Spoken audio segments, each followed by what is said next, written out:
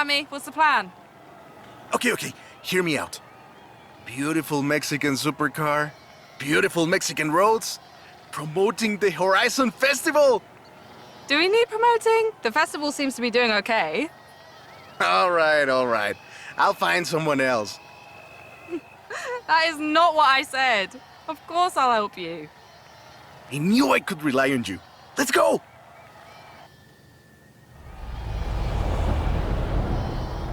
Whew. Let's get moving. Get some speed, then turn into the countryside. Really see what this car can do.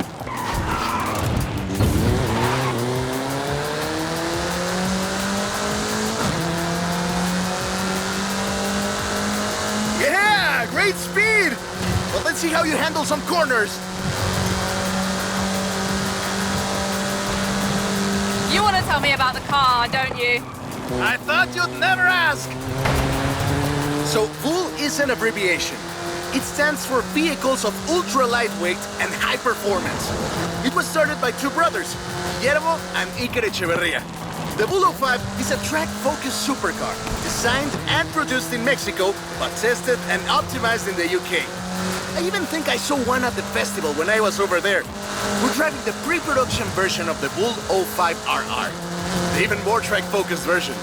Somehow, the designers reduced the weight by 65 kilos and increased the power to nearly 400 bhp. Then they lowered the engine by 50 millimeters to drop the center of gravity and improve cornering. Impressive! They're pretty serious about the ultra-light part. The 05RR even has an option for titanium bolts, saving another 4.5 kilos. What does the RR stand for? Road and racing. The car was designed for an enhanced track experience, but remains road legal. Perfect. There's a couple of other things you can help out with, if it's not too much trouble. Oh, you're never gonna let me live that down, are you? Call me.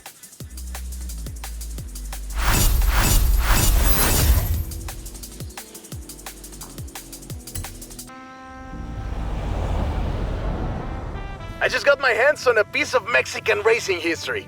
Wanna see? Of course, I'm on my way.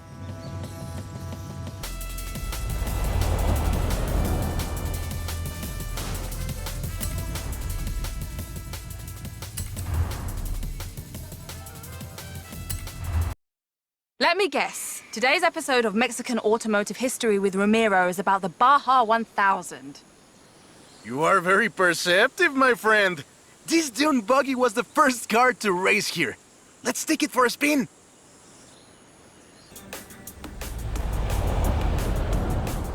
The Baja 1000 is probably the most prestigious race held in Mexico. Do you know how it all started? I assume the Meyers Manx has something to do with it? Correct again.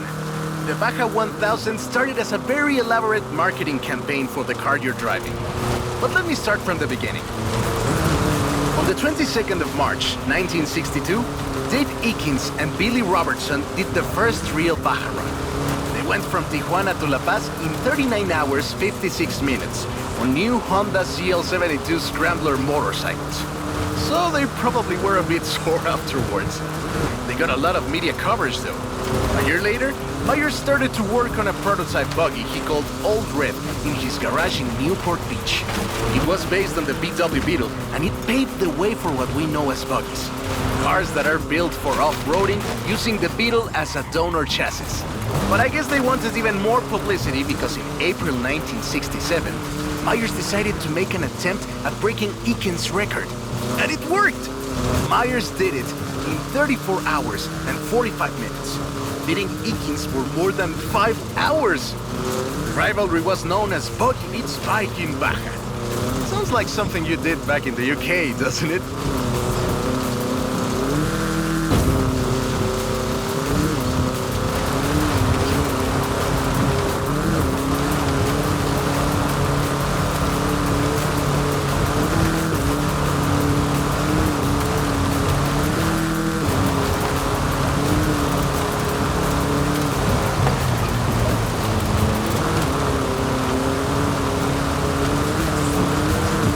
Meyers Meyers Manx became an overnight sensation as a result, and suddenly they were friendly races all across the Baja.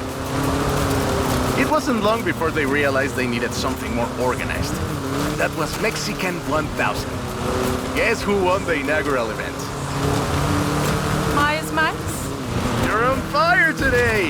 Yes, in 27 hours and 38 minutes. The official race was 100 miles shorter than the original route, but it's still impressive. The Mexican 1000 was later renamed to the Baja 1000, and is run to this day.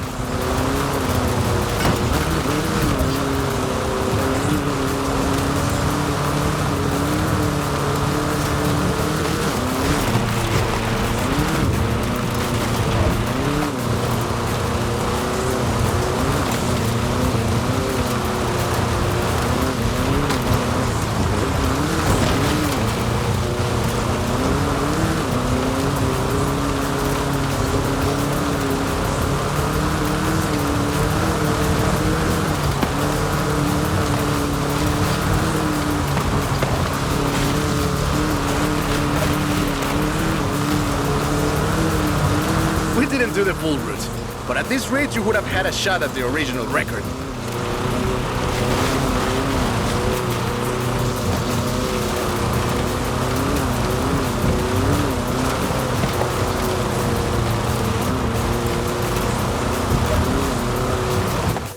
I love that story.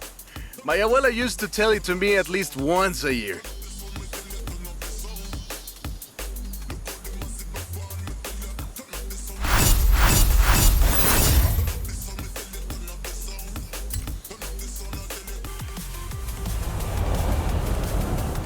Hey, come quick! Papa Fernando needs your help! Oh, okay. I'll be right there.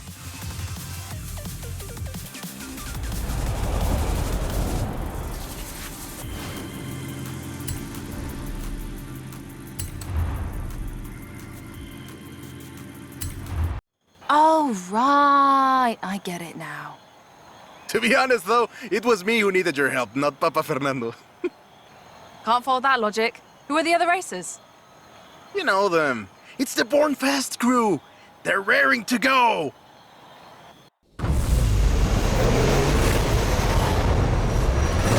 Oi, he's eager.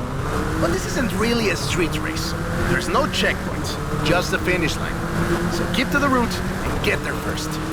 Nice overtake. It's hard to overstate the effect that the Beetle had when it arrived in Mexico in 1954. Before that, all we had were these huge American cars.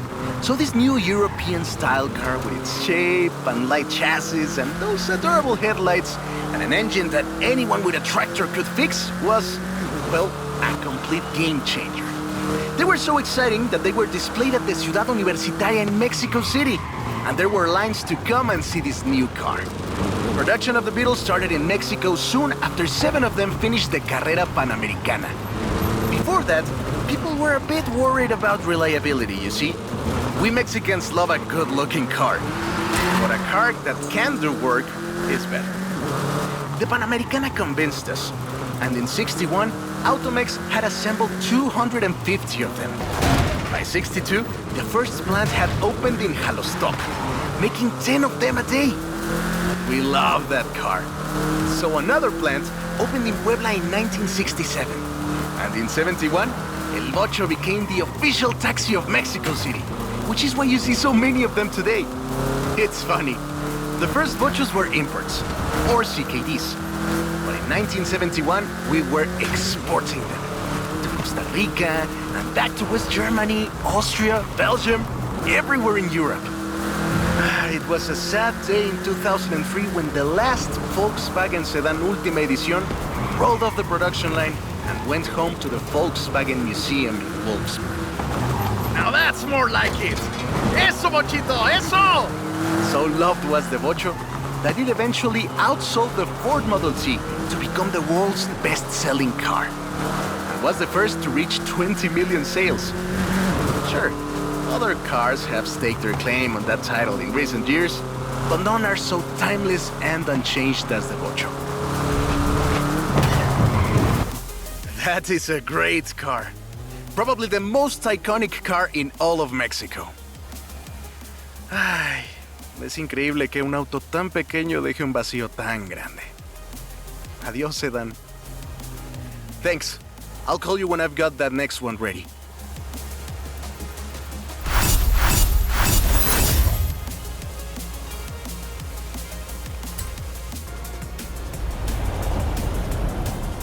I have a brilliant idea! Another one? What happened to the last idea? This one is better. Meet me in town.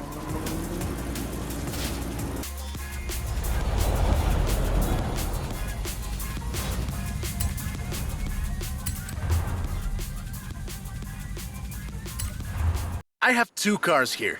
A first-generation Volkswagen and a seventh-generation Volkswagen Golf. Made in Mexico for almost half a century. Sadly, they stopped building them in 2021. But we can still race them. What do you say? To make it fair, I will give you a chance to make an informed choice. Let's go for a test drive. And I've got lots to tell you about Volkswagen Mexico.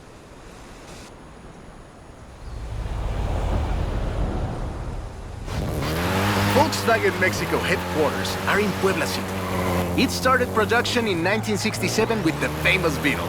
As we call it, the Vocho. VW made multiple attempts at replacing the famous Beetle with newer models, but all of them failed way short of achieving the production figures until the Volkswagen Golf came into play.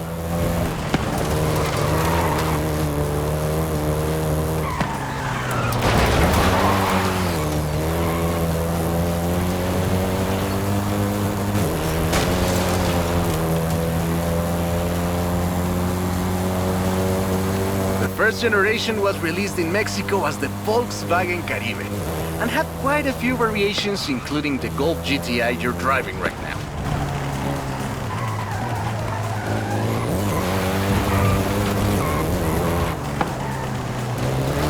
VW engineers, inspired by the Beetle GSR, designed and prototyped the Golf in secret as a Skunk Works project. Little did they know that the Golf GTI would become the hot hatch.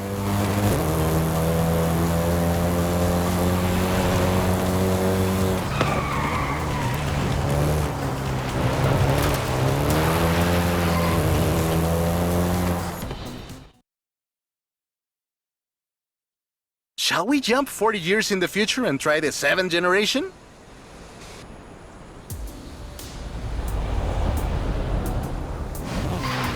The 7th generation of the Golf first appeared in 2012.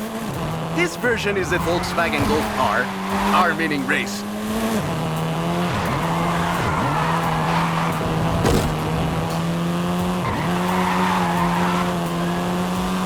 This was the fastest Golf in the range, with a 0 to 60 time of 5.1 seconds.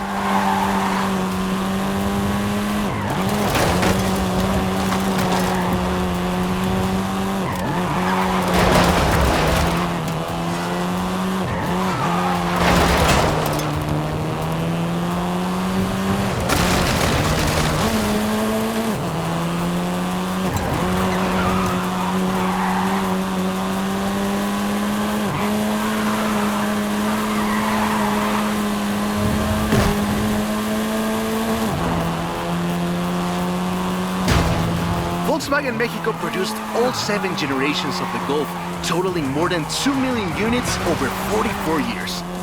In fact, a lot of Golfs you find in the US were built here.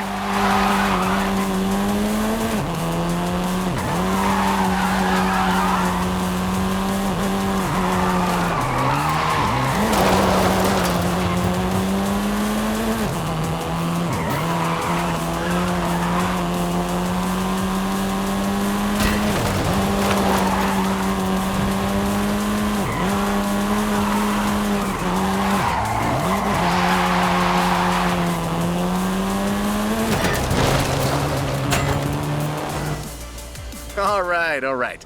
Enough driving around. Let's go head to head, after you've had a chance to rest.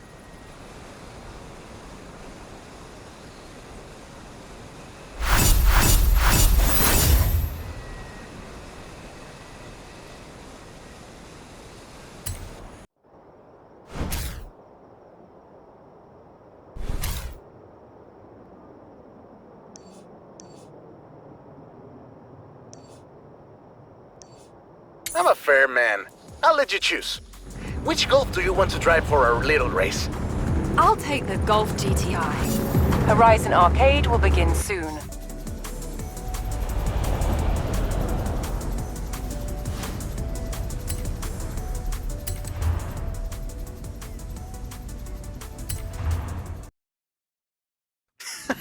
I hope you know some shortcuts.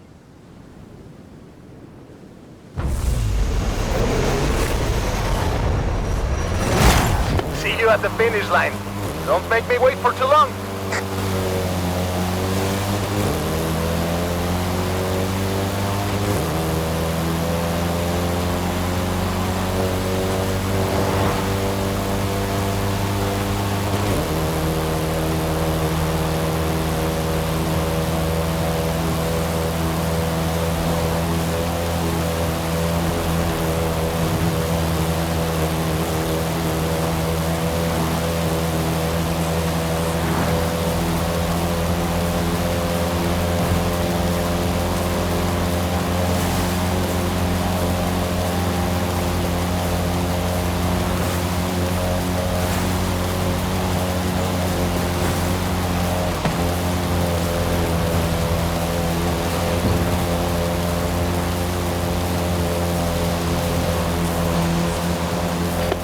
I see what you're doing, but you still can't win.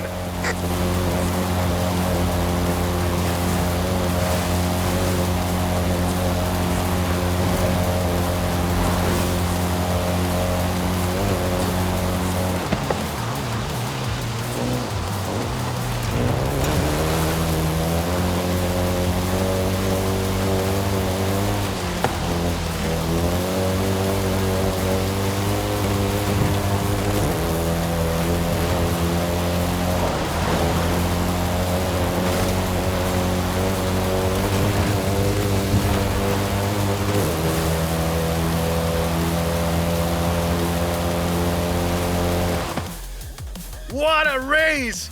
I am actually surprised the first generation still holds up. I'm sure you didn't cheat.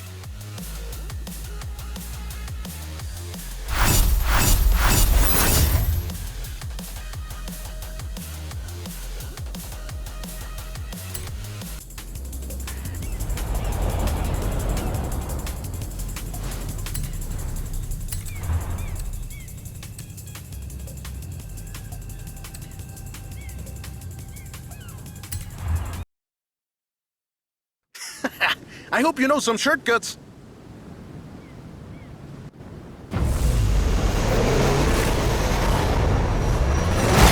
See you at the finish line. Don't make me wait for too long.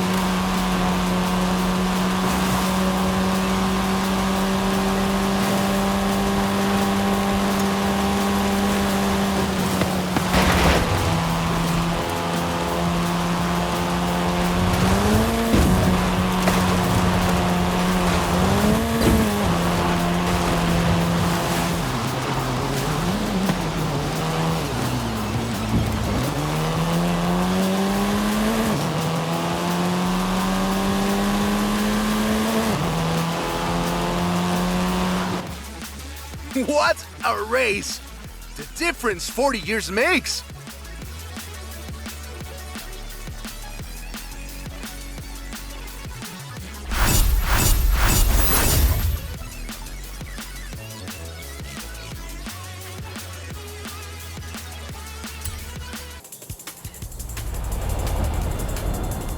I have a story to tell you, my friend. About the old wolf in the swamp. Are we going to a zoo? A swamp? I'll pick you up.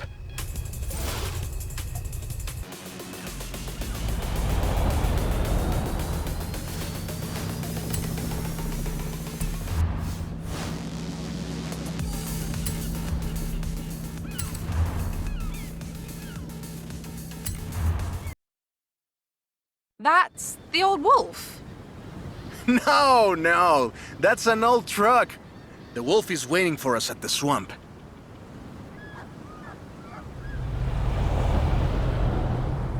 Haley asked us to clear some debris, and I've got just the car. But we need to get there first. Of course! Who do you think I am? The driver who destroyed a record-breaking amount of fences. That's fair.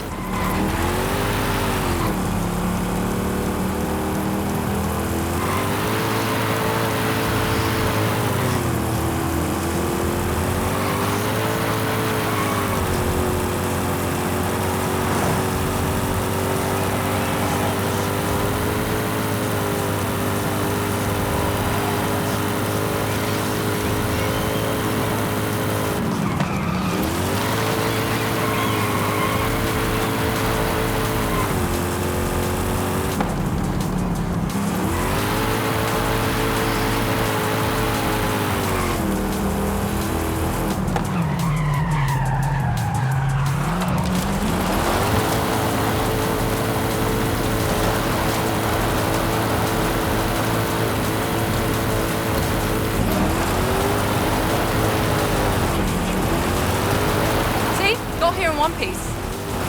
And gave me a few heart attacks. Careful there! And now, let me introduce you to the fourth Lobo. This car is more your style. Now that is a heckin' good wolf.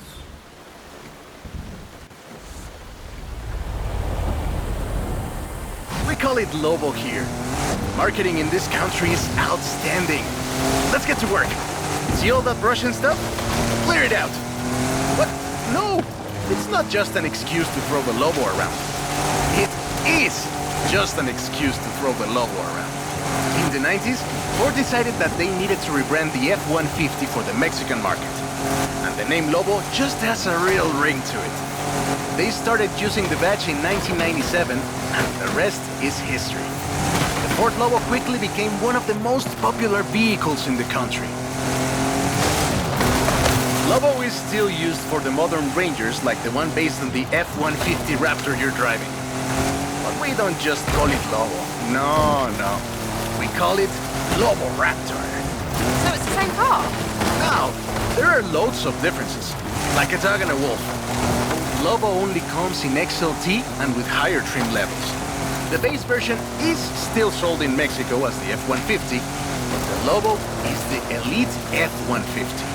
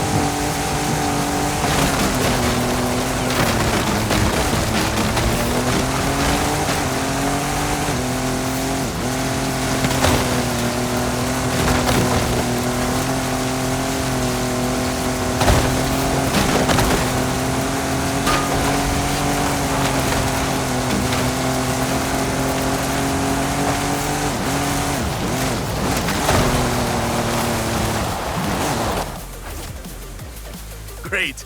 Job's done. And the scratches will buff right out. Thanks for the help.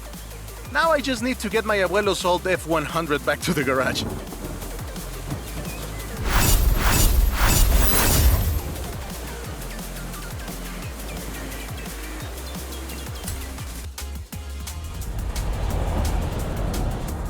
I've got 1,400 horses and I need you to help with them. I think I know what this is. I'll be right over.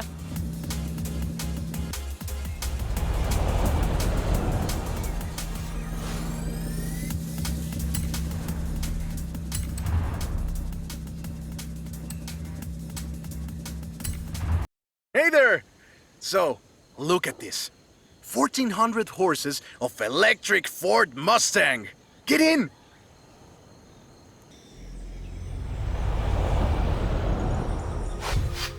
Let's take this down to the beach. Stick it in AWD if you like. There's some nice curves up ahead.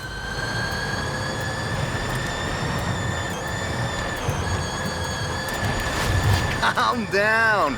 I know you like to go fast, but I had a big breakfast. This is 2021's EV of the year. And it was up against things like the Taycan and the e-tron and the Recharge. It set 3 Guinness World Records, and it's inspired by the beautiful original Mach 1. And I'm telling you all of this because the Mach E was built right here in Mexico at Cuautitlán Assembly. Hey, I have to keep this back! Be careful with it. Cuautitlán Assembly has been building cars since the 60s. And more than 2.2 million cars later, we're sitting in an actual space machine made here in Mexico. Quite a journey from Cougars and Thunderbirds and F-150s to this. This isn't just a prototype. Cuautitlán Assembly does a range of options for the Mach E. A 68 kilowatt-hour standard and an 88 kilowatt-hour extended range version. It will give you over 300 miles of range on a single charge. The Performance GT version is the really wild one. 0 to 60 in 3.6 seconds. This one is quite a bit faster. Honestly, when I first tried it, I had to go and sit in a quiet room for a bit. And I've flown airplanes in a storm. It's wild tech. You can switch from all-wheel drive to rear-wheel drive at the touch of a button. And when you get into tuning, you can basically tweak every one of the 7 engines individually. It can make 1,400 horsepower and a ton of downforce at 100... And there we go! Sunrise over the sea. Beautiful. But we're not done. There's one more thing to look at. I'll let you know as soon as I have, found it.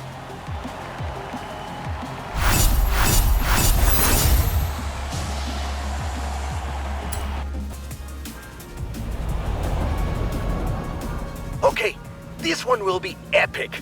I found a Porsche Carrera. You know what that means? Racing? And what do you mean, found? In a barn, of course. And of course it's racing. Come meet me at Guanajuato.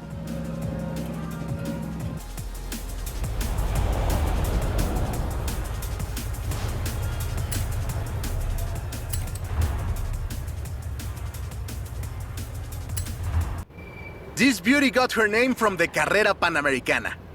The races don't run anymore, but who can blame us if we take it out one more time? Right? Let's see what this car can do.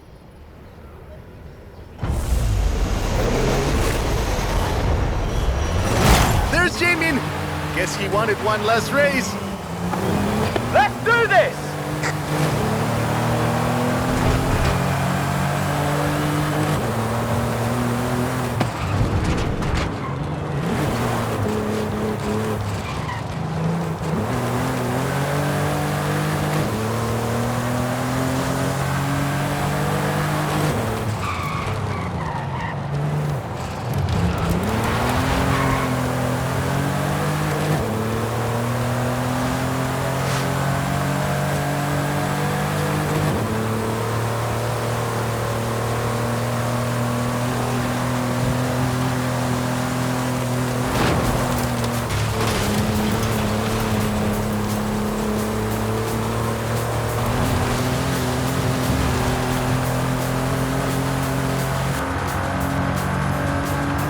first race had 132 competitors, and everyone turned up. Amateurs to F1 drivers, men, women, professionals, anyone who had a car. Do you know anyone who participated? Aleja thinks Papa Fernando did. Well, she thinks Papa Fernando did everything. I know we used to go to the races with my grandfather. Qué buenos recuerdos. There was no speed limit before 2012, and you'd see cars doing 180 miles per hour. Not that I'd know anything about that. 2,178 miles of the Panamericana highway run through Mexico. The race itself had 9 stages and lasted 5 days. But the sheer distance wasn't the only challenge. Constant changes in the elevation from sea level to 3 kilometers up. The most challenging road race in the world. The winner of the very first Carrera Panamericana was Herschel McGriff, who drove an Oldsmobile 88 at an average speed of 88 miles per hour. The Porsche Carrera got its name thanks to Hans Hermann, who won the small sports cars category in 1954. He drove the Porsche 550 Spider and came 3rd overall. He was sick before the race, and his tires came off at the start. He really pulled through against the odds. Porsche had 6 cars competing in 1954, and all of them made it through the end. A lot of others didn't, let me tell you. Enjoying yourself, are you? Yeah, I kinda had a feeling you were. 1954 was the last year the original Carrera Panamericana took place. But it gave us the most famous Porsche model, the Carrera you're driving right now. The Carrera RS 2.7 was the first production street racing 911. It was built on the 911S 2.4, the fastest Porsche you could buy at the time, and a popular choice in the later Carrera Panamericana races. The race was revived in 1988 and ran to 2016, staying true to the original races with high-speed road stages. The routes for the race were carefully selected every year by planning committee and local government to ensure they were race-worthy and that they can be closed up for 2 hours. You could almost say they've been preparing for the festival for a very long time.